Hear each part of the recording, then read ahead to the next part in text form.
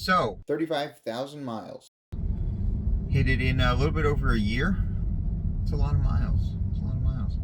At my 1 year and 1 day is when I hit 25,000 miles. That marks the halfway point to the end of my warranty. So that's fun. Up until this point, absolutely loved the car. I've only had 2 service center visits. The first one was for a restraint system fault. I think it had something to do with either the seatbelt or the steering wheel airbag. That was a quick visit. They did it in half an hour while I waited. That was super easy. The second time I had to get the cabin temperature sensor replaced. It was making a buzzing noise.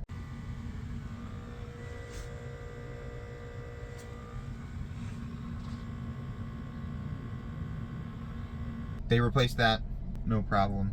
And I was also hearing and feeling a pop from under my feet in the driver's seat while driving on the highway. I was not preconditioning, wasn't charging while driving. So it was very interesting. It was similar when you're supercharging to that popping noise. Sometimes, especially when it's colder out, you'll hear the battery pop during supercharging. It was similar to that sound, but I just wanted to make sure that it wasn't anything serious. So I brought it in. They ended up dropping the whole high voltage battery out of the car. They inspected it. There was nothing wrong, but better to be safe than sorry. In addition to the service center visits, I did have mobile tech come out a couple times. First, I was missing a little plastic cover in the back seat. I believe his name is Max. He services our part of Connecticut and Rhode Island, and I think Massachusetts too. But Max came out, he put that part in super quick while I was at work, and that was very easy. The other time I had him come out was for my wiper blade. The wiper arm was actually contacting the underside of the hood, and it had wiped paint off of both the wiper arm and the hood. I don't know if it wasn't adjusted properly, but it was sticking up enough to make contact, and I didn't want to, have to worry about anything further, so I had them come out and replace that. Again, very easy. He swapped it out. It was just one bolt holding it on. He swapped it out, put a new one on. Very quick, very easy. Love the mobile service. In terms of other maintenance, I've had pretty frequent fill-ups of windshield washer fluid. This thing seems to guzzle windshield washer fluid. I recently had to buy new tires. The original Goodyears that were on the car, they were still at 430 seconds front and back. I only had them rotated once at like 17,000 miles was finally the point where I got to a 230 seconds difference between the front and rear tires. So that took a long time. I had brought it to the service center at around 10,000 miles, and the Warwick service center in Rhode Island, and one of the technicians was like, yeah, there's really no difference between your front and rear, so it doesn't make sense to rotate them now, and just told me to monitor it and bring it back once there was a 230 seconds difference. So that came about at 17,000 miles. Come just shy of 30,000 miles. I think it was 29,500.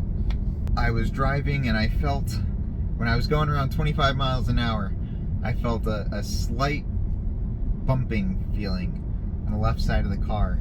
And sure enough, I went out and looked, and there was a screw in the shoulder of the tire. If anyone's had a screw in the shoulder of the tire, you know that any tire repair shop is going to tell you that that can't be repaired. It's not safe. It's too close to the sidewall. And yeah, I've had a couple nails before, but those were within the tire treads, so those were able to be repaired. This one, unfortunately, not so much. I figured it was best, with how relatively low the tires were, that I just replaced all 4 of them. I believe Tesla does recommend changing the tires once the tread gets to 430 seconds of an inch. So with that in mind, I just said I'll get all 4 tires, be all even, and that'll be that. So 4 new tires, that ended up costing just shy of $1,300, fully installed and with alignment and all that stuff. So that unfortunately happened sooner than I was hoping for, but 30,000 miles, from what I've heard from other people, is not that bad. Still got pretty good life out of them, but it was a little over a year that I had them, so a little bit of a bummer. The tires that I have on now, I made sure that I have the warranty, and I'll have to rotate them every 5,000 miles, regardless of how even or uneven they are, to maintain that warranty. So next time it comes for tires, hopefully it'll be a fraction of the cost. That's the goal, because $1,300 every year is not something I'm too keen on. In terms of the tires, I have the tires replaced with Yokohama Parata Spec X tires. It was more or less the only tire that the tire shop had or could get in a reasonable time. With that screw in my tire, it would go flat within half an hour. So I couldn't really drive on it, you know, to get to and from work until I had new tires on it. So my goal was to just get the tires as soon as I can, and those were the only ones that were available. Next time we'll see which ones we go with, depending on how the warranty works and all that. The rest of the car, especially the interior, is holding up very well. I've made sure to clean it and take care of it regularly. Even doing Uber, I'm doing it more part-time now than I even was when I made the Uber tips and tricks video, which will be in the corner. But that's one of the number one things everyone would say is, oh my god, how could you get white interior? But as I said in the Uber video, it cleans up very easy. I've spilled things on these seats, cleans up no problem. Kids' feet on the back seat, cleans up no problem. People are amazed that I've had this car, you know, over a year and it still looks the way it does. So there you go. If you're questioning if you should get the black or white interior, if you're even slightly considering the white interior, absolutely go for it. It's gorgeous, keeps the seats a little cooler, and it looks awesome. It looks awesome. It makes the car feel bigger on the inside. Makes it feel like a spaceship. I love the interior. The only thing I will say, people tend to have more of an issue with it than I do, but the white trim on the dashboard does reflect a bit in the side mirrors during the daytime. There's tons of accessories that you can use to cover that up. That way it minimizes the reflections. For me, it's not that big a deal. I can see it doesn't bother me, but that's something to keep in mind. So people often ask me what my favorite thing is about the car, and I have two things. Number one is the acceleration, and number two is the one pedal driving. Yeah, the acceleration never gets old. Every traffic light is a drag strip. The best is when you get someone with this loud car who gives you the look, and then you just blow them away. It's amazing how small cars can become in your rearview mirror in this car. Absolutely love the acceleration. And the one pedal driving, once you get used to it, I rarely ever use my brakes. And it's the greatest thing ever, because I know that they're gonna last a lot longer than a regular car, and I feel like it makes the driving experience a lot smoother, not only in the operational aspect of it, but also just in the feel. When regen slows the car down, it comes to a very gentle stop. Like, normally, if you're stepping on the brake, once you come to a stop, you have that little jolt. But in this car, it's so gradual and graceful. It's very smooth. Perfect. But yeah, especially in stop and go traffic, not having to go back and forth between the accelerator and the brake pedal is great. If I'm not in autopilot, the one pedal driving just makes it all that much easier. Just not having to move your foot back and forth. I know, first world problems, but hey, what's good is good, and I'm gonna say it. Another thing I love about the car is how roomy it is. I do competitive cycling a lot. I'm an avid cyclist, and one of the biggest things that I was looking for when getting this car was the fact that I'm able to put my bike in the trunk without taking any wheels off.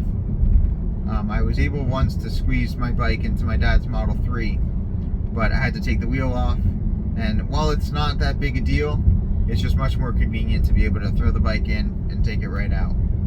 On a side note, when I brought this in for the service center to check the high voltage battery, I got a Model S loaner vehicle, and let me tell you, that thing, when they say it's a boat, they mean it. There is so much room in the Model S.